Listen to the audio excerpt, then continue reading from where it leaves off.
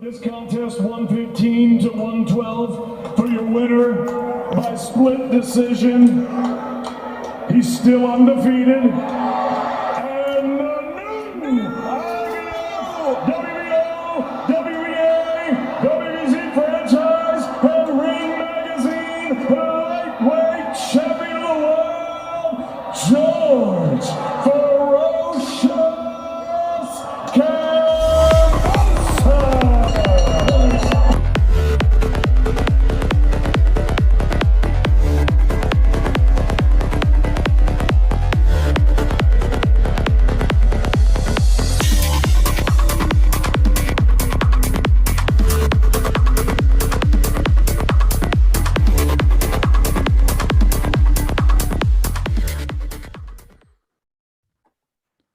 Good evening, boxing fans, and welcome to Into the Ring Live on Sunday, November the 28th, 2021, with Mighty Mike and AJ Rage. And we are missing in action is Eric the Red, who's probably at his place of work, his place of business. So that's the entrepreneurial spirit. It's gotta have it, man. Man, I'm excited. I've been chomping at the bit to get to today's show because I want to I just want to say one thing before we jump into what we know we're going to jump into, obviously, because we had a great leader in. And by the way, how professional was that intro? It actually worked out great. I worked out some good bugs. I was honestly contemplating worshiping the devil because all of my prayers to God have gone on deaf ears. And last night, a major milestone happened in my personal well-being. So why don't you go ahead and jump into it, brother? Yeah, well, obviously we're talking about what happened last night in Madison Square Garden at the Hulu Theater. George Ferocious Kambosos, the Spartan warrior from Sydney, Australia, pulled off one of the biggest upsets in recent memory, and in my opinion, comfortably defeated Teofimo Lopez, although it did get a little bit dicey there in the 10th round when he got dropped. But either way, George Kambosos, he made, how do I say this? He's probably got the biggest grin on his face right now. Everybody doubted this guy, myself included. I doubted him when he beat Selby because I thought it was a close fight that I thought Selby might have edged. And I really thought at the time the plan was to move the fight to Australia, have Teofimo go down there. You know, at that time they were coming out of COVID. And I believe at that time he was heading into the summer months too, because it was October when Teofimo beat Lomachenko. As we know, December, January, February is summertime, prime summer in Australia. That's what I thought was that was in the cards. That's what I thought. Either way, Kambosos not only called this victory, he said how he was going to do it. He damn near was prophetic in his prediction. He said, if this guy comes in reckless and hard at me in the first round, which I expected to do, he's all, don't be surprised if I clip him and put him down. And of course, that's paying lip service. And most people are like, well, George, I don't know if George possesses that kind of power, but apparently it's not just that he threw the perfect right hand. It was that momentum that Teofimo was coming in reckless. Like the guy really thought he was Mike Tyson. Like he could come at a skilled, seasoned veteran like Kambosos. And when I say veteran, maybe not in terms of the amount of fights he has, but in his ring wars, in his willingness to travel to the States, to the UK, all over the world, to take his fights on the road and be the guy going into hostile territory. And he went into hostile territory last night. There was major boos for him going into the fight. But by the middle of the fight, I think those boos turned to cheers. And George Kambosos, I guess I will say the word, exposed Teofimo as one-dimensional. Yeah. The blueprint is out there now to beat Teofimo. Yeah. Meet him in the middle of the ring and throw punch for punch with him. And eventually you're going to clip him and he's going to go down. He does not have a great chin. All the recent stories about him getting dropped in sparring and beaten up in sparring and quitting against guys like Rayo, guys like Tank Davis, Venezuela. Yeah. So, man, I don't know. I mean, I'm surprised my neighbors didn't call the cops on me yesterday because I was screaming at the top of my lungs when I thought that Kambosos. Literally, I think there was a moment in the fight he could have put his foot on the gas and got him out of there. I really think he could have stopped Lopez in that fight. But maybe he said, well, no, let me not empty the gas tank all on this round because this is going to be a long fight. But either way, big win for George Kambosos. He automatically becomes the undisputed champion of the world. sans the belt that Devin Haney currently has, and I'm not taking anything away from that from Haney at all, but at this point, George Kambosos, he looks like the most prophetic guy in boxing. Nobody believed this guy, and I think this guy is here to stay, because in his post-fight press conference, the humility and his humbleness still just shines through. What a great kid. Like you said yesterday, dude, I think you called me or texted me. You said, dude, he just became one of my favorite fighters. And I liked Kambosos, but I agree. His mannerisms pre-fight, the trash talking, he only matched Teofimo. He never initiated the trash talk. He didn't back down. He didn't back down. And that's how you beat this kid. That's how you beat a bully. Right from the time you're 5 years old, you beat a bully. You meet him in the schoolyard and you punch him in the nose, and then see what happens. You show up. I completely agree with you. There was a statement that George Kambosos made earlier during a press conference where he said, Teofimo is training under the bright lights and I'm training down in the dark of the gyms. I use this reference quite a bit. I love, because, Sylvester Stallone did such a great job when he put together the Rockies. He actually put real life scenarios that were going on down in South Philly. And it reminded me of when Rocky was preparing for Clubber Lang for the first fight that Mick did.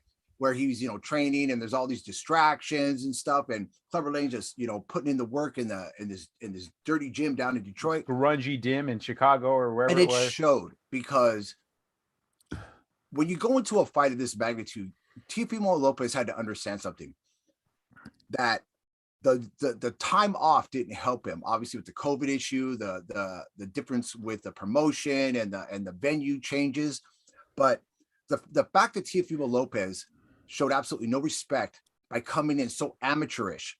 I agreed with Jessica McCall when she said, Ms. Casco, when she said that Teofimo was coming in reckless. And you saw it too. Moments after, he got caught really early from a check hook. And then later on, after he got dropped, he got another right hand that he right at towards the end of the round. Yeah. And his psyche was destroyed at that moment. He didn't know whether to smile or to scowl. And that's really the confusion in that kid is really a result of his immaturity. And I've been saying it on social media, and I'll say it here right now. There's him and his father.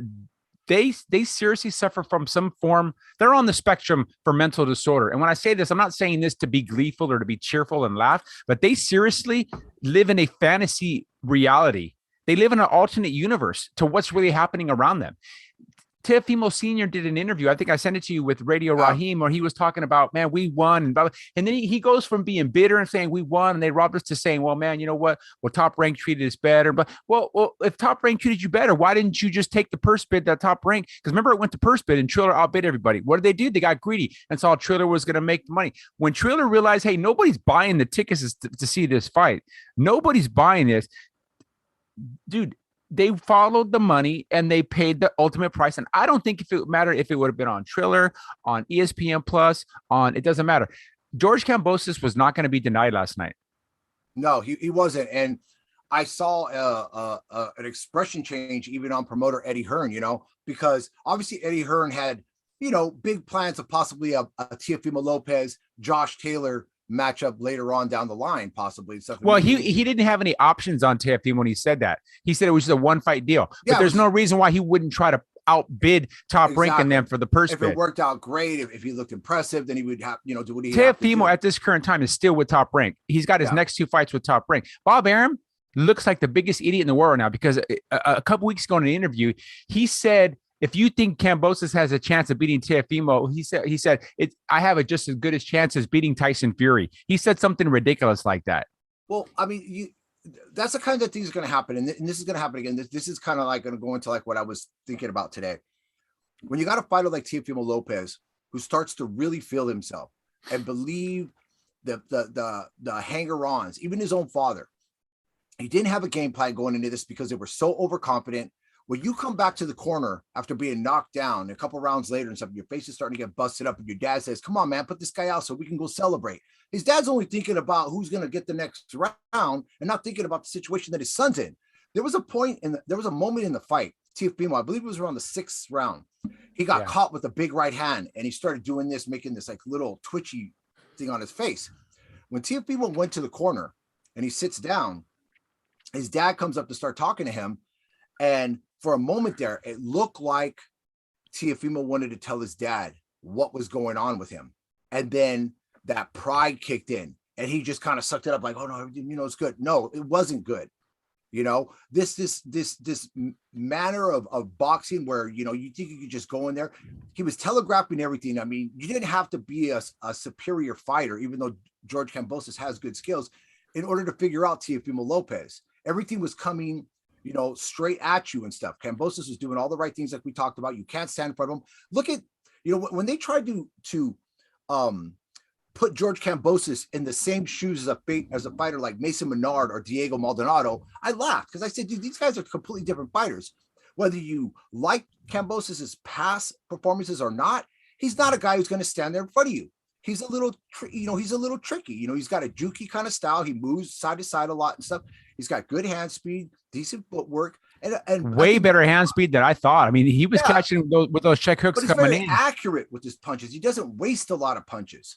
Yeah. And the only mistake, if I had to give him any bad grade on this entire performance, was the fact that we talked about it earlier in the fight. As I told him, I didn't like the fact he kept dipping his head and trying to roll out. Teofimo was going to figure that out. Dipping it down to the right, yeah. And he figured it out and he caught him and dropped him and stuff like this. But hats off to George Kambosos. Because, I mean, one thing I know about Teofimo, he may not be the puncher he thinks he is, but he is a hard puncher. And Kambosos took some massive punches. Oh, yeah. Oh yeah, he took him flush on the chin, and that mentally destroyed Teofimo because he probably thought, why is this guy still standing here? And that's what George said. George says, when he hits me and I'm still standing there, what's he going to do? He's going to mentally break, and he mentally broke him. He did. He mentally broke the kid. Well, even the commentators, like I said, I mean, once again, a horrible job for the first half. I felt done once again by the DAZN staff, Chris Mannix and Sergio Mora. Sergio flip-flopped so many times, after the weigh-in. Like a fish on a dock. Yeah.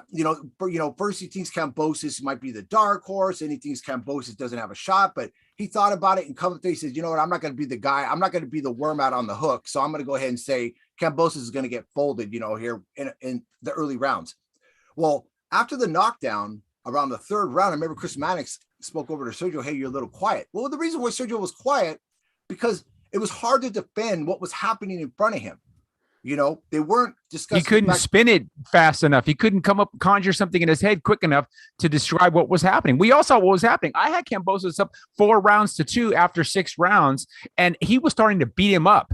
By the 6th round, Teofimo's face was beat up, and he had the look on his face of confusion, and Kambosos was winning the rounds and finishing them strong and had the energy. He was bouncy. He was, he was ready to go. I mean, he was ready to go. He knew he had another tough second half of the fight, and he fought accordingly. No, he did exactly what he did. And I tell you, and what he talked about, if Teofimo kind of predicting the outcome, I'm gonna basically clip him if he does this. I'll tell you right now, George Kambosos never turns into a horse racing handicapper. I'm going to bet on everything that he bets because he laid it out exactly how he said. But the difference in this fight, bro, is this: there's a respect level. George Kambosos knew what he sacrificed. He wasn't going to make the same mistake that other Australians like Mahoney, when he came out to fight against Joshua Franco and stuff. Yeah, the same mindset. He didn't follow the game plan. Kambosos followed the game plan, never let any of these distractions, any of these cancellations get to him. Constant venue changes. He kept his mind focused on one person. He had the eye of the tiger, like they said in the movie. And so you could see it in him. He was hungry for this. Teofimo felt the fame, was feeling himself, getting praises by, guys like, Demetrius Andre and his, and I'm thinking Canelo Alvarez giving him too much shine. Yeah. So now all these guys are eating crow. But the thing was, Kambosos followed his game plan because there was one. There was a fight plan. Where Teofimo, there was no fight plan. It was go in there, knock this guy out, and let's go have some beers and party and whatever. Let me do my backflip or whatever it is I do. Yeah. Situation. No. You saw from the early going how frustrated and how angry Teofimo was, and that he thought he could just, I'm going to play the bad boy role. If they want me to be the bad boy, I'm going to be it. When he tried to punch him on the break. He did hit him. He hit him on the break, and he was this, what I call a glossed over warning by Harvey Dock. If it would have been the shoe on the other foot, I guarantee you probably would have deducted a point from Kambosos. But no kudos to Harvey Dock. Something I just felt a miss. And I talked to you about it when at the end of the fight, when they announced the winners, they got them together. You could already see that Teofimo was already having issues with how the decision was going. And then when Dave Diamante went to that, and still undefeated, kind of like that little trickery and stuff. Yeah, Harvey Doc obviously didn't do his fucking homework because Kambosos is undefeated as well. He thought that meant Teofimo, right? Well, the thing is, regardless if he knew it or not, he raised Teofimo's hand. Yeah, he started the actual words. Once it was announced and Teofimo turned and he let go, he was still kind of holding on to Kambosos, and then you see him, he just kind of went like this with his arm, and then just had this look on his face. Because I'm going to tell you this, in that 10th round, when Kambosos got dropped and Teofimo was coming at him, Chris Mattis made a comment that Teofimo was basically, he lost an opportunity. All he has to do is put together a flurry of punches and boom, Doc's ready. He's right there to stop the fight. You can see it in Harvey Doc. He was ready to stop that fight at any moment. Once it looked like Kambosos was even slightly defenseless, Kambosos did the right thing. He matched Teofimo for punch. That was it.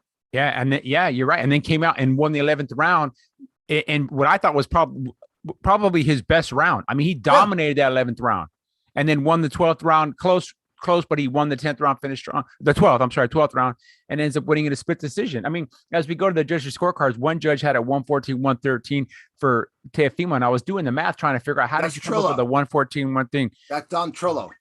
Don Trillo, whatever. Terrible. But the one that got it right was the deciding judge who had a 115, 112 for Kambosos, and that was the right call. I had it like 7 rounds to 5. They nullified each other with the knockdown. But 7 rounds to 5 is what I had for Kambosos. And not only did Kambosos edge it in points, punches thrown, punches landed, power punches landed. He landed more power punches than Teofimo. He beat that kid up. That kid's face is a swollen mess right now. I mean, he beat him up. Well, I mean, I'm looking at this like, you know what? So getting back, he was bleeding from his nose, everything, eyes, his lips. He was beat up. His corner had no urgency. They were doing nothing about this one. He's just got a complete mess for a corner. But yeah, he had the old cut man. What was it, Miguel, or what was the old guy that I haven't seen? I didn't even know he was still working corners. Yeah, you know him if you see him. He worked Barrera's corner, Morales' corner, Marquez's corner as a cut man. But you know the thing is that Teofimo's dad, the delusional junior Lopez. I'm going to say this again, and I'm going to use this as the reason why their sons lose. Just like Papachenko had his issues in the fight with Lopez, he gave his son the wrong advice. So did Junior Lopez. He just did something worse. He really didn't give his son any advice. He didn't give him any advice. Yeah. He just thought by being a cheerleader on the side and after every round jumping around like, yeah, we got it. He thought that he was going to be able to get the attention of the judges and then sway them. And well, it didn't work. No. And all of that crowd that was against Kambosos by the end of the fight was pretty much for Kambosos, because you can't deny the work ethic, the heart. I mean, there were still some idiots I saw out there. You know, of course, there's the myopic Teofimo faithful, whether they're from Honduras or whatever, that were flipping him off and shit. It's like, what are you flipping him off for? He just beat your kid's ass. Respect the sport. See, those guys like that don't respect the sport. To them, it's all about tribalism. And we're going to just support our guy. We don't care what the other guy is. You know what I mean? We're not going to be honest and objective. You know what I mean? I mean, there's fighters that I've liked over the years, and I admit when they lose a fight, when they don't Absolutely. Perform. But like I said, yeah. I'm sorry. People like Senior and Teofimo and their fans and the people that they surround themselves with are it's indicative they have low character. Low character attracts low character. You're never going to see some scumbag walk on the street that has upstanding citizens as friends. It just doesn't happen. Like people, you know what I mean? Like-minded people congregate. I said something. I don't know if I said something to Eric today or I posted something. What Teofimo should do if he's really thinking about going to 140, and it's because it's under top rank, he should go ahead and fight Josue Vargas, the Puerto Rican that just got knocked out by Chon Cepeda, because he's at 140. Teofimo's going to move to 140. Hey, let those two New Yorker loudmouths fight. And you know what I mean? The battle of the loudmouths, they can call it. In the battle of the trash talkers. Let those guys talk. In fact, I mean, why not? I mean, what do they think? Teofimo Sr. in the interview said, we're not going to rematch Kambosos, blah, blah, blah. Well, yeah, you're not going to rematch him because the outcome's going to be the same. Well, he thinks they're going to go jump ahead of everybody that's at 140 and get a fight with Josh Taylor. That will not happen. Josh Taylor is laughing at this kid right now. Well, not only that, Josh Taylor might even be a bigger piece of pie to eat than George Kambosos, and he absolutely will. Well, we don't know that. I mean, well, Taylor's just physically a big kid, though, dude. Yeah. Taylor's 5'10" and a half. He's almost 5'11". You saw when he was at the top ranked gym next to Bud Crawford. He's physically bigger than Bud Crawford, and he's strong. I think what I'm getting at on this is the advantage that Kambosos has is Kambosos is able to execute something that only one other fighter I know of in those divisions is able to do it, and that being the great Vasily Lomachenko, and that was his movement. That was his mental to be able to predict what his opponent was doing when they were doing it, how he countered these guys. I mean, he had an answer for everything. Oh, yeah. So you don't see that a lot. Josh Taylor's a guy who takes a lot of punches. So Josh Taylor might have the same problem because Kambosos, the different thing that makes him an anomaly against Lomachenko is he's a physically bigger guy. So he can match up against guys like Taylor and have that movement. And that's going to be a big problem because the one thing that Taylor had an issue with Prograis for a while, but Prograis deserted, was the movement and the speed. And one thing, like I said, I mean, I think George Kambosos is like a guy who walked inside. You talk about a rags to riches story, you got it right here. A guy went from being nothing to here. Now, is this fame going to affect him the same way it affected Teofimo Not at Lopez? all. Not at all. He's got character, bro. Well, the thing is, George Kambosos knows this, and I know his dad knows this, and I'm sure his trainer knows this. There's the old term, the gatekeeper. The gatekeeper is a guy who wins a title, but doesn't really, kind of like what Buster Douglas did when he beat that shocking victory over Mike Tyson. And then back in the 80s when it was just a rotating, wheel of who was going to have the title the next week. Teofimo, at the end of the day, the hardest pill he's going to have to swallow is that technically he's going to be looked upon as a gatekeeper, a guy who wins a controversial decision, whether it was well earned or not earned, doesn't matter. He got the decision against Lomachenko. Shame on Lomachenko for the mistakes he made, but he got grinded with that, and he never defended it.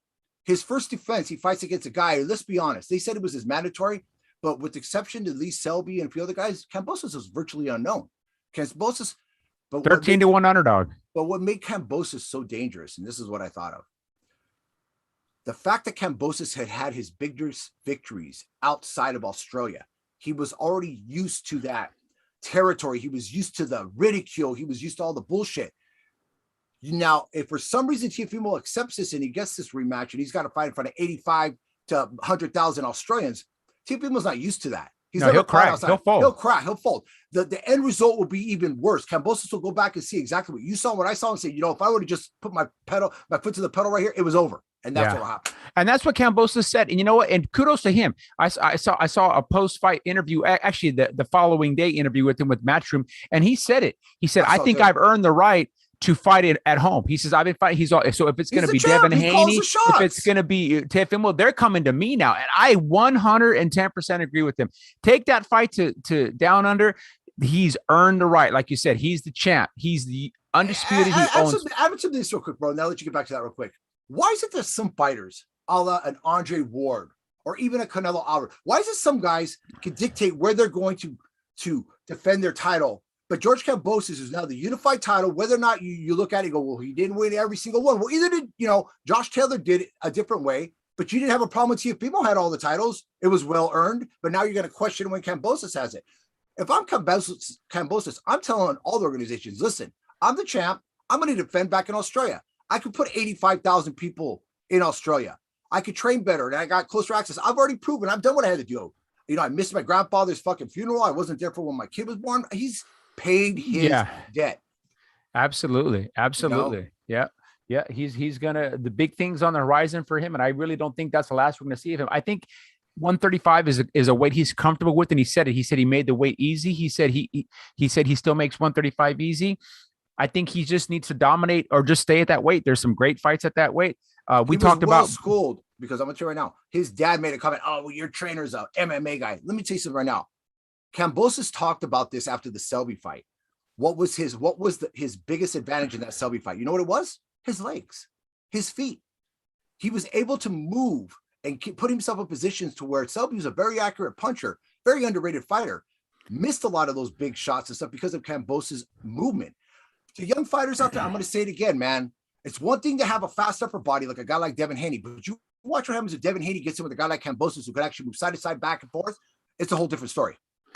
Yeah, that's true. Let's let's just jump ahead really quick because I know we got a lot to talk about. We didn't have a show last week. Let's go ahead and jump to the other fight that took place last night, and we'll be brief on this because I know we want to talk about a fight that the fights that took place a couple weeks ago or a week and a half ago. Let's jump really quick to the Showtime event in at the Park MGM in Las Vegas. Stephen Fulton unified the titles. Was it a split decision, unanimous, or split decision? It was one fighter had one ref had it a draw, and the other two majority. It was a majority decision. Yeah, it was majority. Okay, so Stephen Fulton beats Brandon Figueroa, takes his what was he had the WBO belt or WBA belt, whatever. Like that, yeah. He's now a 2-belt holder.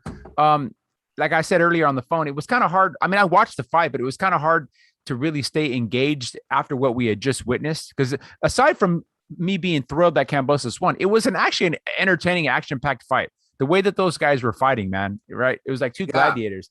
Well, this fight, it was a typical Brandon Figueroa, ugly, mauling kind of fight. And to Fulton's credit, he kind of matched him. There was a couple moments where Figueroa looked like he was starting to get the upper hand, right? Just because of his crowding or whatever. But Fulton was able to take it back to the center of the ring. And actually, I actually agree with Mauro Ronaldo. He said Fulton's spinning off and taking it back to the center to where he's not allowing himself to get trapped. He did allow himself to get trapped a couple times, but there were times when he met him in the ring. And when they were fighting in the middle of the ring, Fulton outmanned him. He outlanded. There's Eric's coming in.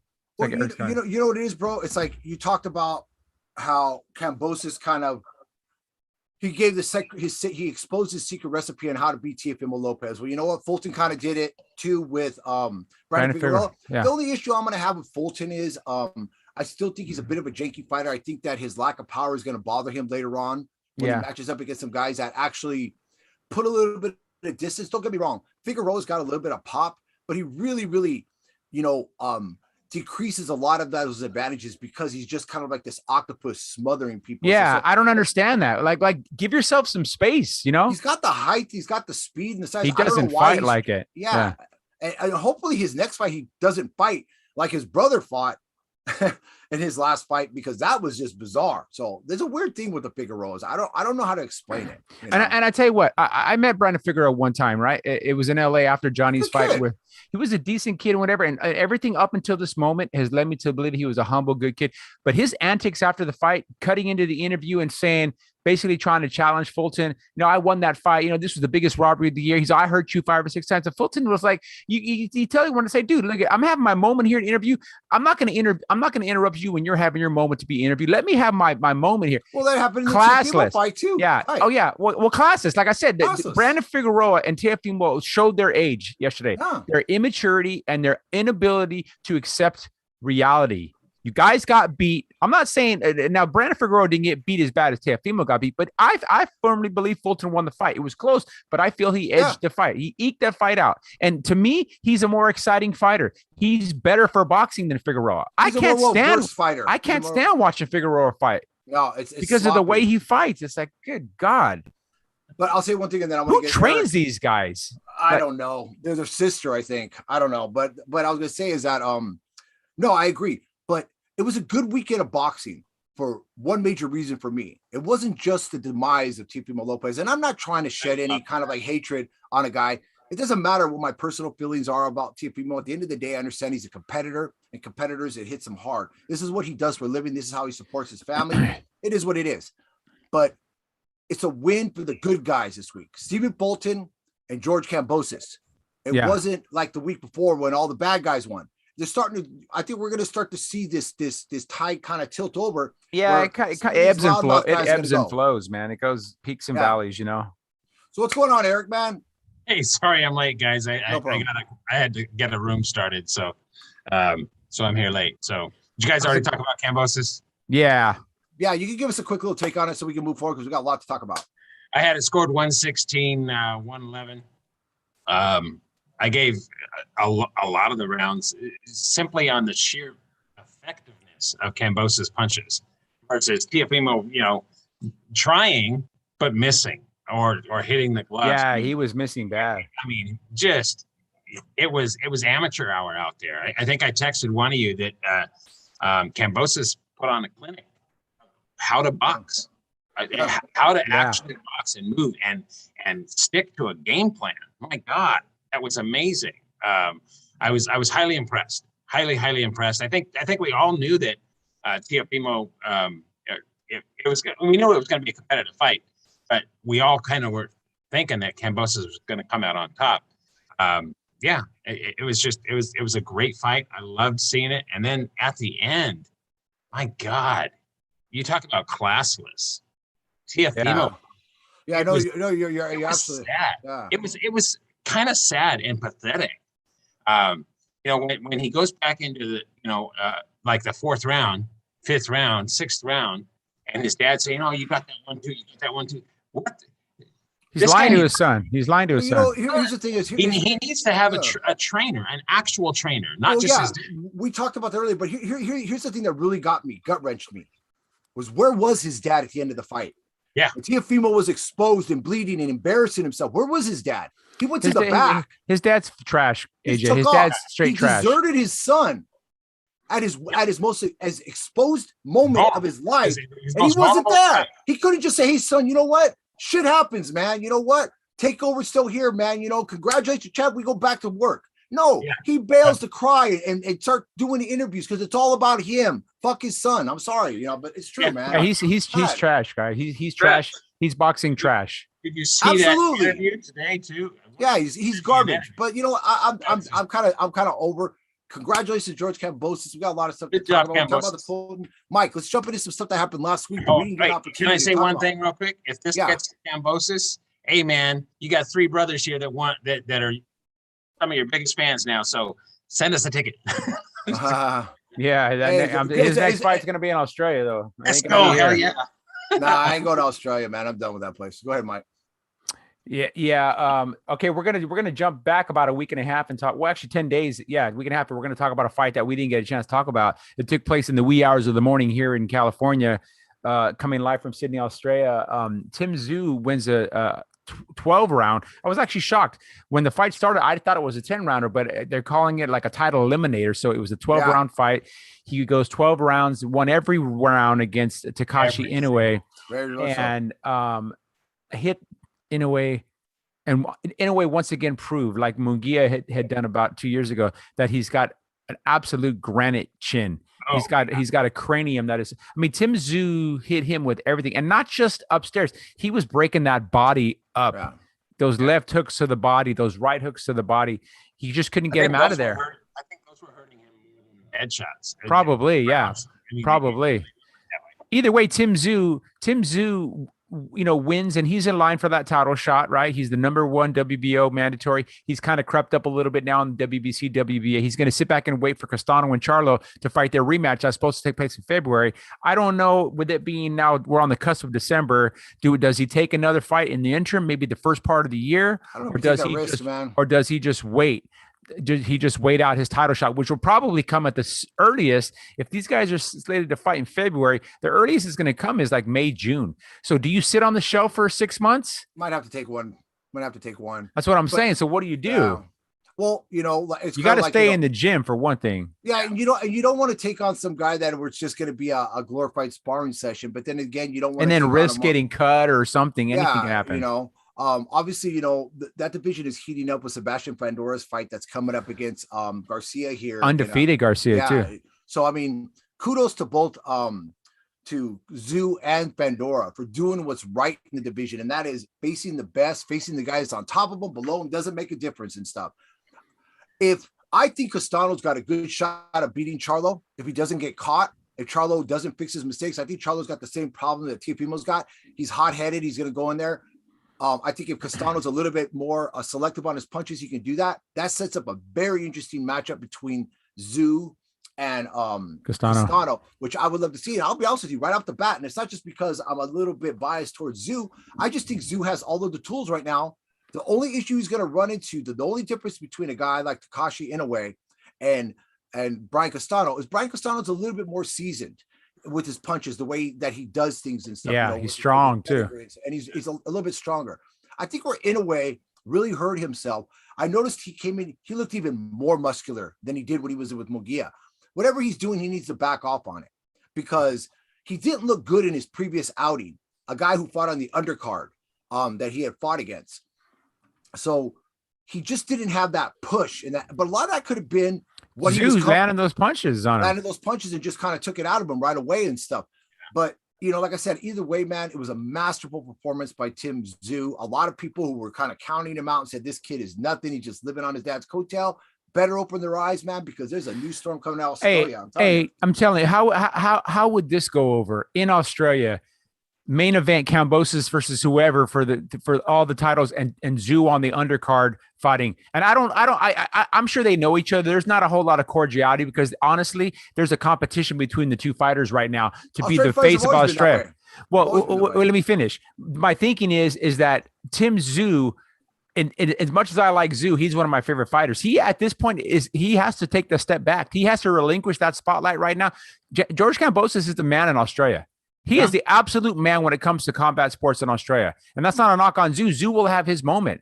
But George Kambosos just did something arguably could have been the biggest win in Australian boxing history because of the manner in which he did it against a guy that everybody was crowning as like the next, the 135-pound version of Mike Tyson. But Tim will no doubt get there. I just think it would be absolutely a blockbuster if they could somehow get those two camps together because Lou DiBella is the promoter for George Kambosos. Lou DiBella. Would they partner up with Main Events down there in Australia or No Limit? I'm sorry, No Limit down there and make that fight happen, make that 1 and 1A. Obviously Kambosos would have to be the main event. He would have to be. Because especially if it's against someone like a Devin Haney or anybody else who's defending that title down in Australia, and Tszyu would be the co-main, man, that's right. That right there, that's pay-per-view worthy right there. Well, I mean, 80,000 people in the stand. I think you're absolutely right, bro. I mean, Tszyu's moment will come. He's got to understand that the feat that George Kambosos just completed, it leaps and bounds over what Tszyu just did because Tszyu being a tough fighter in a way, but you could compare that victory over Inoue to what Kambosos did in England against Lee Selby, who's an equally a contender guy too. Tszyu hasn't won a title yet. No. He hasn't won a recognized belt yet. So when he was that recognized belt, then they could share the fame, whatever they want to do. But right now, absolutely, I think that would be huge if it can happen. I don't know though, man, because there's always been this thing about go back to the Michael Casitas days. I mean, there's always been this thing where some of these Australian fighters just don't get along. Jeff Bennick's always had some pretty terrible things to say about Costa Tszyu. I mean, it drives me nuts. It's like you guys come band together. You come from such a small continent. Why don't you guys But it is what it is, man. Well, they probably a lot of them. I mean, it's one camp against the other. When you grow up on a continent like Australia, I mean, you're looking at Victoria versus the Sydney area. You know what I mean? And it is. But I think that's rugby effect too, man. So then bad blood gets up between this area and this area, and then so that's kind of why it's not big enough for them to say New York versus LA. Yeah, you're right, because in the Origins, which is the once a year tournament, it's called the State of Origins. It's the Blues versus the Maroons, and the Blues are from New South Wales, and then the Maroons are the Queensland, which is the other state, the northern state of Sydney. So either way, those guys are literally, some of those guys in NRL they're on the same team in NRL, and then they play against each other, and it happens in the middle of the season, and these guys are like fucking fist fighting. Going at it. And it's like, dude, in a week, you're going to be back on the pitch with this guy. He's going to be, you know what I mean? You're going to be right next to him playing for your NRL team. They take that so seriously. You remember years ago when Ricky Hatton fought against Edmund McGee, and Ricky's from Lower Essex and Edmund McGee's from this other part. Dude, there were more fights in the stands, than there was going on in the ring. Even after the fight was over, there was still fights going out the door, Yeah. And it's all over those colors, with the soccer. And so Tim Tszyu. So going back to the Tszyu thing. So he's going to obviously lie in wait and see what happens with Castano Charlo. They haven't officially announced it. They said the deal's been struck, but they haven't officially announced it. I'm guessing it's going to be probably on a Showtime pay-per-view, right? It's going to be on pay-per-view. Don't be surprised if that fight doesn't happen though. No. They've already announced it, but they're not officially. They said that the agreements happen, but now they have to officially announce it. So who knows? The press conference could be coming in the next couple of days. They're they're targeting I think around mid-February, something like that. Which that's we're gonna get through December, through the new year, January, February. That's gonna that's going to be a while. So does Zeus sit on the shelf and just wait his timeout? Like Chon Cepeda, we talk about him a lot, is sitting and waiting now for his shot at Josh Taylor's got to fight Catterall. He's taking fights, though. But he's not going to take any more up until then. No more. He shouldn't have to. I mean, I could see Tim Tszyu taking on maybe a guy like Nathaniel Gilmore or something like this. You know, a guy just outside, you know, top 10, that's a tough fighter that's going to give him some work. But, you know, maybe but then what? I mean, what if an accidental headbutt comes? I mean, it's a risky take. I mean, yeah, I know it's the price you pay, but I personally, 6 months is not that long a layoff. If you stay in the gym, if you stay consistent, and the kid stays in the gym too. Yeah, so. And if he stays in the gym and he stays limbered up and he's watching tapes and you know, I mean, it actually could help him. Look at Kambosos. How long has it been since, you know, it's been a year. Yeah. Well, Kambosos did some good, which I'm sure Tim Tszyu would do. Kambosos was bringing in live dogs to spar, so it wasn't really a spar. It was almost like an unsanctioned boxing match. That would be Tim Tszyu's best thing, is just get some tough guys, bring them inside there, and you know, fuck the sparring shake, just do your thing, you know? Yeah, go to town, just have a good time with it. And I mean, so a layoff could hurt you, but then again, a layoff, if you do it the right way, like Kambosos, I mean, he was absolutely ready for everything Teofimo threw at him. Kambosos never took his eye off the prize. He was never wide took his eye open. off the prize. I mean, yeah. So yeah. All right. Well, let's go ahead and talk about something we didn't get a chance really to talk about the Terence Crawford Sean Porter fight that took place last week. Was it last weekend? Yeah. Yeah, a week ago. God, I can't believe how fast time goes. So that fight took place last weekend. I sent the link to Neil because there was something very interesting that took place with the betting. William Hill, which is one of the biggest sports books in Vegas, they only paid out like half the money on that fight for some reason. And even Neil, who's a pretty seasoned gambler, he doesn't understand what the hell happened there. But either way, some funniness happened with, we all know Kenny Porter jumped in what was it, the 10th round? They jumped in the 10th round and stopped and stopped the fight, or you know, whatever. He felt his son was on the verge of maybe getting hurt or getting knocked out, whatever. I don't know. But one thing that I want to talk about, I don't know if you guys would actually talk about the fight. To me, for 6 rounds, I had Porter up. I thought the best punch that Crawford landed in rounds 1 through 6 was a headbutt that cut Sean Porter. That was the best punch he landed. So a lot of people, even Errol Spence, said I had Porter up in that fight. Albeit close, but he had him up in that fight. See, a lot of people forget the first 6 rounds, first 3 rounds, and they just go based on what the last round happened. It's like fighting is scored on a 10-point must system round by round. You don't get one score at the end of a fight. Well, I think, you know, I'm going to call it a 10-9 for so-and-so. It's round by round. Either way, one aspect, AJ, me and you kind of touched on a little bit, Eric, and I don't know if you knew anything about this, but 2 different reports came out for the pay-per-view numbers for this fight. Okay. And this is something we've been saying for as long as we've been doing this show for the last few years. Terence Crawford does not have a fan base outside of Omaha, Nebraska, where if you bring in $5 and a can of pork and beans, you get a ticket and a ringside seat, right? Nobody wants to see this guy fight. When he fought Amir Khan, they said it was like 90,000 pay-per-view buys. When he fought Victor Postol, that was on ESPN pay-per-view, 50,000 pay-per-view buys, guys. That's atrocious. You could get tough man competitions to get more pay-per-views than that. That bare knuckle fighting stuff, that sideshow circus gets more pay-per-views. Pays for the venue. So here's what we're saying. Reports came out last week that the pay-per-view buys was 135.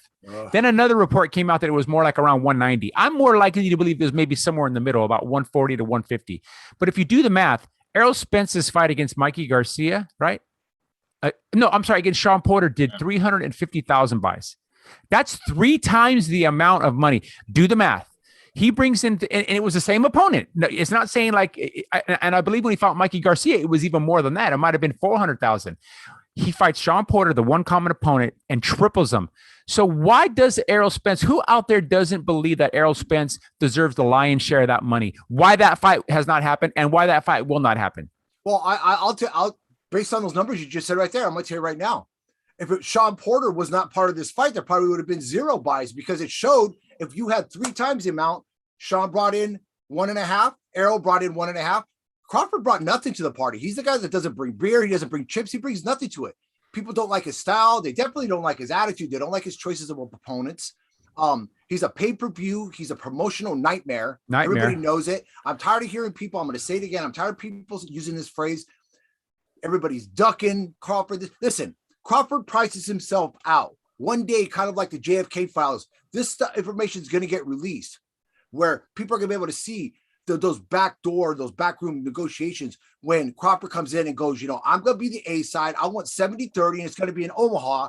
And for him to even request 50-50 is atrocious, bro. Not based on these numbers. He's had 3 pay-per-views and they've all 3 been abstract failures. Why do you think Manny Pacquiao wanted nothing to do with this fight, had nothing to do with ducking Terence Crawford? He knew he was going to pull better money with a guy like Ugas based on the way he looked because he was unknown. People know Terence Crawford's crap. And not only that, I mean, Manny got the lion's share of the person in the Ugas fight, and Ugas understood his role. Yeah. He understood, hey, listen, I'm the B side, right? In Terence Crawford's case, the C- side. And I'm not talking in terms of skill because he's a skilled fighter. He's not as skilled as he's being given credit for. And I'll continue to say that. He didn't really show me anything in the Porter fight other than he got a shop-worn Porter who really wasn't letting his hands go all that much and was resigned to retire at the end of that fight, win, lose, or draw. That is a bad sign. He said it. Yeah. He said it. He was completely comfortable with that decision. And let me give you a quick example. When Johnny Molina finally retired, it was something he had been thinking about for a long time. And one day you think about it, and then one day you're like, no, I'm going to continue. Sean Porter is, with the ease in which he sat at that podium right after the fight, literally less than an hour after the fight, and said, we talked, this is it, announcing my retirement. There was no emotion. He knew it going into the fight. So how much did you really take? How serious did you take that fight? Yeah. Seriously, he's doing well as a broadcaster. He's probably got a lucrative deal with Showtime and with whatever platform they're on, and he's going to continue to do that. And I think he does a really good job of that. I really do. I think Sean Porter's a way better broadcaster than he ever was a fighter. He's tough as nails, but he was never a real skilled fighter, to be honest with you. Well, you're giving Sean Porter a lot more credit than I'm going to give him right now because I'm going to bring up the hate right now. I look at it this way. Sean Porter disappointed not only his legacy and who Showtime Porter is, but the gifts that were given to him in his boxing career, his win over Ugas and other situations and stuff, he didn't give back to the boxing public. And I'm going to tell you why. There was a lot of fuckery going on, obviously, and stuff with this 10th round thing, being the fact that the biggest money to be made was on a 10th round stoppage. So it's not, secret information out there and stuff. The manner in which Kenny Porter was so eager to jump up, rather than continue the referee knowing it was a hit behind the back of Sean's head, he was more focused on just stop the fight. But he didn't have that issue when Ugas dropped Porter, and Porter looked in desperate need of a second wind at that point. He against a much bigger guy. Yeah. So it didn't make any sense to me why Kenny was so quick. But you're absolutely right, bro. Well, Kenny's shady, bro. I'm gonna tell you that right now. Kenny Porter is shady. With the way that Porter, he's cashing a big ticket in right now. But the way that Porter turned all of a sudden into this Terence nut hugger, he's given props aren't even well. I mean, it's one thing to say, hey, you know what? It was a good fight. He's better than I thought he was. That's it. But now he's going a level above. Every week I see another interview where he's talking about what Terence can do. I want to tell him, you know what, Sean? I see what you're about now, man. You're another piece of this madness that's creating this hysteria, this bullshit that's behind Porter. Because I'm going to tell you right now what's going to happen. If Porter is successful and goes to PBC, Crawford, I'm sorry. It goes to PBC. I'm gonna make it real brief. If I'm Al Heyman, I'm doing this to Porter. I'm sorry to Crawford. I'm telling him this. Here's how it's gonna go. I'm gonna feed you Victor Ortiz Jr., young lion. If you get past him, then we're gonna go and you're gonna fight the winner of. You're gonna fight Errol Spence, and the winner of Errol Spence is gonna fight the winner of Ugas and Thurman and make my super bout. I'm not gonna feed you Ugas and do this. I'm not going to give you the easy road. These guys earned the more direct path. You are just new in here. If I give you that easy path to make these guys go, an extra lap just to catch you in a race, I'm going to lose all credibility with my fighters. Just the way I looked at it. Yeah. That's you're right, bro. You're right. He doesn't. I was still not impressed with what I saw. I saw that the best punches, the most effective punches Crawford lands, and you don't even have to take my word for it. Anybody out there that's watching this, and if you think I'm just hating on Crawford, go back and watch his fights. He punches behind the head consistently. He throws those looping right when he's in a southpaw stance. He throws those looping overhand rights that it's almost like they target the back of the head. I don't understand it. I don't understand how the referee did against Kambosos. He does it against everybody. I don't see how. Yeah, that punch against Kambosos was behind the head. I don't understand how how Porter's dad, how the referee, that Celestino, whatever, did not say something to him, because that was not the first behind the head punch that landed in that fight. I have a bigger question, bro, real quick. And I'll make this fast. We were talking about Zoo and why Inoue wasn't fighting that blitzing style that he did against Munguia. You had an answer because of the punches that were coming back from Tim Zoo. So what was Sean Porter's excuse? Because there was nothing coming back from Terence Crawford, and this resistance. I mean, that was not the way Porter fought. That's not the way he fought Errol Spence. So something was fishy right after. I didn't like. He was winning the fight, but I saw a half-ass effort. There was a moment I remember in the fourth round that was really weird to me, where he had Terence in the corner, and Terence looked like he thought the bell rang and he was exposed, and Crawford and Porter could have just blasted him, and he kind of cocked his hat and stopped. I'm like, whoa, what the hell's going on here, dude? You know? Yeah. I'm sorry. I'm going to cast some bad vibes towards Porter because I'm not happy with the way of the end result. I didn't like him back in his bullshit foul fest against Paulie Malignaggi, and I really don't like him now. So sayonara. Yeah, you're right. You know? Hey, you know what, AJ? You're so damn eloquent. I love how you talk, man. I talk too much. I'm not kidding. This is not a joke. I love the way that you flow. I'm like horrible. I'm just living in your guys' shadows, man. I wouldn't be who I am if it wasn't for you, my brothers. Hey, Mike, so what else we got coming up on the block, man, that's coming up big? Well, okay, here we go. Okay, I'm actually looking up right now. Okay, we have this coming Sunday. Well, actually, this coming Friday. No, Saturday. I'm sorry, Saturday, December 4th. We have Jojo Diaz versus Devin Haney. Ooh, and a fight for the WBC. Is it the franchise or the regular? I don't know. It's for the WBC title.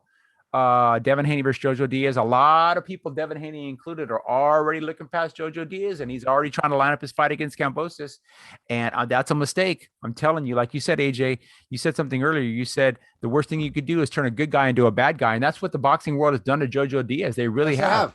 He has a completely different persona now. He's got an edginess to him now. He just, and I firmly believe that he believes what he's saying. Do not overlook Jojo in this fight. Jojo's going to be in this fight. He is tough. He's cagey. He's a southpaw. He's strong. And he like you said, he knows how to fight inside. Devin Haney had issues when Linares did crowd him, right? But when he didn't crowd him, that's when Devin Haney was able to use his speed and move. Jojo's going to be up in his grill. So that's a fight we have on Saturday, and on Sunday at Staples Center here. Now it's called Crypto.com Arena or some crap. Either way, we have Gervonta Tank Davis taking on Isaac Cruz, and the undercards are shaping up pretty good. So we got another big weekend of fights. The following week after that, we have Lomachenko versus Comey. So we have another couple of weeks of big fight, three more big fights on the horizon. I was going to say something real quick about the Jojo Diaz versus Devin Haney fight. This fight is so interesting because the manner in which Devin Haney and his dad got this fight was by trying to humiliate Jojo Diaz, making it look like Jojo Diaz had no interest when Jojo Diaz wasn't even aware of it. When Jojo Diaz found out and he said, you know what, let me see some actual documentation like this. He said, yeah, let's do this thing. But you're absolutely right. When Jojo Diaz had a few issues outside of the ring, nothing that affected anybody but himself. Yeah. The focus was put on him and he was cast to the trash can. America's, apple pie boy was all of a sudden, cast, as the devil. But that focus isn't placed on other people like Ryan Garcia and other ones. When they do problems, it's coveted and hidden. The bottom line is Jojo Diaz is a guy who's going to be fighting not for fans' approval, not for approval from the promoter, or not for his spot in boxing. He's fighting for redemption. He's fighting to show everybody, you forgot about me, and that was your mistake. Yeah, the guy's got one loss to arguably the best fighter at 126 pounds. Yeah. It's not even arguably. He is too bad we only get to see him once a year, but Gary Russell is is technically the best fighter in the featherweight division. He just had a bad game plan in that fight. He just had a bad game plan. Yeah, he just couldn't really deal with that. I mean, Gary Russell is skills personified. That's the argument that Devin Haney's dad was making, was that Devin's so much like Gary Russell that this is going to be the equalizer against him. I'm like, dude, in what world do you think you're like Gary Russell? You're nothing like Gary Russell. No. And then he's shown, like you said, when Linares hit him with that right hand, and He was out at the end of that round, he was out. If that wouldn't happen at the end of the round, we might not even be talking about Devin Haney right now. We might be talking about Jojo Diaz versus Jorge Linares right now. Linares got his head out of his ass and hits Devin Haney, and Devin Haney did the Zab Judah dance on the way back to the freaking corner. Yeah, and it happened right at the end of the round. Like I said, if it would have happened with a minute left, Linares might have got him out of there. But either way, talk about the fact that 9 seconds. They stopped the round early, 9 seconds early. Oh, yeah. I don't remember that. They did. Because Eric was freaking out. He's like, dude, they stopped that round 9 seconds early. Yeah, I remember. Well, yeah, I remember when they stopped that fight. Joshua Usyk, they stopped that round like 6 or 7 seconds early. Oh yeah, there's a lot of trickery that goes around. But yeah, that's gonna be a good one, so that's gonna be a good fight. That, like I said, the undercard's starting to shape up right now. December the 5th. Let's talk about this fight. I'm actually excited. We're gonna have some fights on a Sunday night here in Los Angeles. Tank Davis versus Isaac Cruz. I mean, late replacement Cruz. He's been looking good in training. I guess he was training to be on the undercard, right? Yeah, he was. Yeah, he was. That's good news, because when I saw one video, it looked like he was just cutting weight, and that's never really a good sign when you just having to spend half your day just cutting weight and then the other half training. I mean, he's a live dog, that Cruz. He's a rugged, rough guy, but Tank Davis, he's a special fighter right now.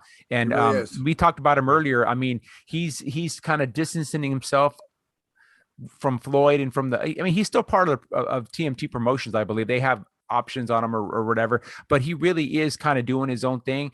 And I think he only goes into Vegas to train now. I think he's back in Atlanta now, Monday through Friday, or when he's not in camp. But when he's in camp, then he goes and trains in Vegas, where he's obviously going to get the training and the best sparring and all that stuff. But I think that was a wise decision on his part to leave Vegas, to leave the bright lights, stay away from that trouble, raise your 2 little daughters. You know what I mean? Be smart. Well, I think the differences in Tank Davis and a lot of these other brash fighters, and obviously we lost one of them yesterday with Teofimo Lopez, is the fact that Tank has earned his place, but he doesn't need to talk. Tank is real. If you're going to talk about me, I'm going to defend myself. But I'm not going to go. Tank doesn't go out there and open his mouth. I don't have to lure anybody to want to fight me, because I am who I am. If you want to challenge it, if you think you got it, put the money on the table and let's see what you got. The bottom line is Isaac Cruz, Baby Tyson, he is a live dog. What he did to guys like, Maldonado and his victory over Vargas were impressive.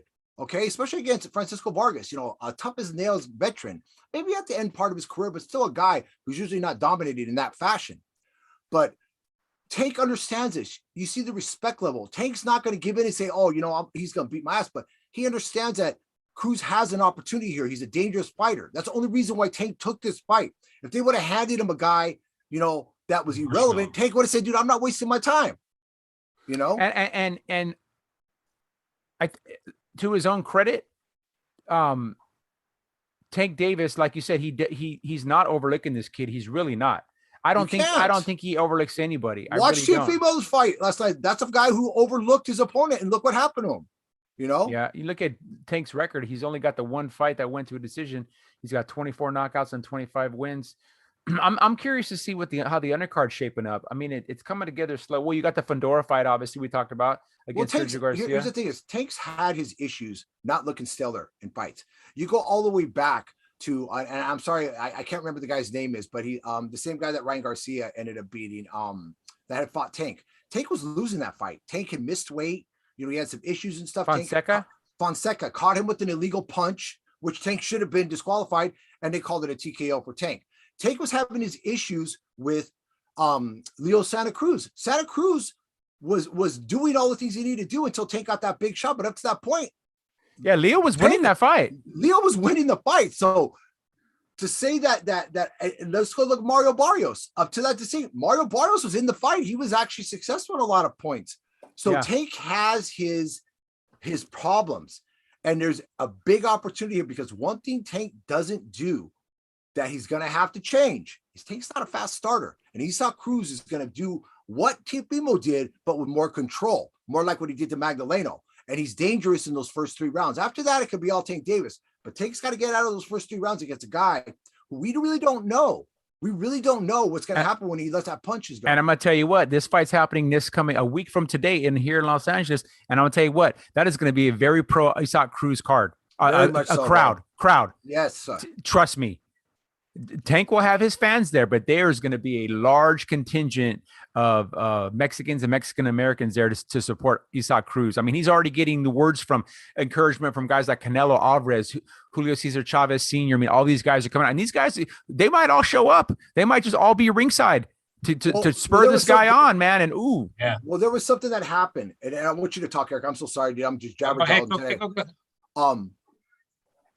Talking about the Kambosos Teofimo fight, the reason why Kambosos was successful because he never took his eye off the prize. He believed in who he was. I'm sorry. And he got to interrupt. Yeah, no problem. I actually got to get out. All right, bro. God bless you guys. Have a wonderful. I'm going, brother, man. Eric the Red out, man. Eric the Red out. All right, bro. Peace out, brother. Bye.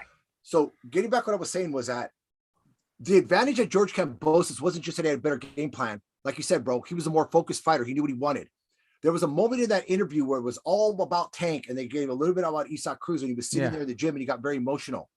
When a man as hard as Isaac Cruz is, a pit bull, he believes he's a pit bull, gets that emotional, you know he's bringing something extra to the party. He understands that this goes from my children guessing what kind of future they have to having one.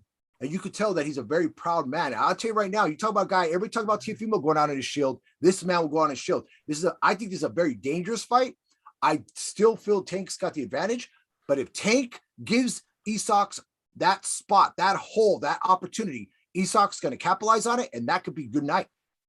Yeah, you're right. You're right. Isaac is, like I said, he's a live dog. I'm going to tell you what, I am way more excited for this fight than I was to see Tank and Rolly fight. I thought that Tank Rolly fight, the only thing that was going to be exciting about that was watching Rolly get knocked out, getting sparked in about 3 rounds. But Cruz actually has a shot in this fight. You know, he's going to be the underdog. There's no doubt. Bro. Well, one of the things is I like his tight guard, though. I like how Cruz keeps those hands up in that tight guard. One thing he's got to watch, though, obviously, is that uppercut, because he does have a tendency to lean down. So he does. Well, the one thing that Tank Davis was getting caught by Leo Santa Cruz, and it's reminiscent of something that Gennady Golovkin does. It's that down punch that he comes down. Tank will get hit with that a lot of times. Barrios did a little bit, and that's one of Isak's. Even though he's a short guy, people don't realize it's going to come from there. He does this thing where he'll come underneath, and then he comes down over the top. I'm going to tell you right now, man, that's a dangerous punch, man. Huh? Yeah. So, I mean, you know, and just the volume in which Isaac fights. I mean, if you've seen any of his fights, I mean, his fight against Francisco Vargas, this is a guy at moments he was struggling, and then he comes back with fire, and you're just like, wow, where does he get this energy? Tank has had a tendency to slow down. You know, well, like you said, he's a slow starter. He started slow against Santa Cruz, and you know, I mean, he's got to get it going. I love Tank, man, but he's got to get that engine running quick, man, because I'm gonna tell you now, if he doesn't, we can have 2 major shockers in a back to back. Yeah. You know? Yeah, it's going to be interesting. I'm excited. Yeah.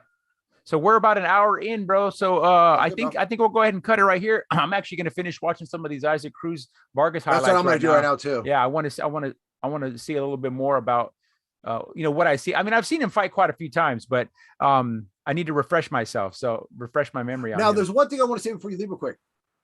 If I'm Tank's people, I'm going back and watching the Francisco Vargas, because I'll be honest with you, I was really perturbed with Isaac Cruz antics during that fight. He has a tendency to be very dirty.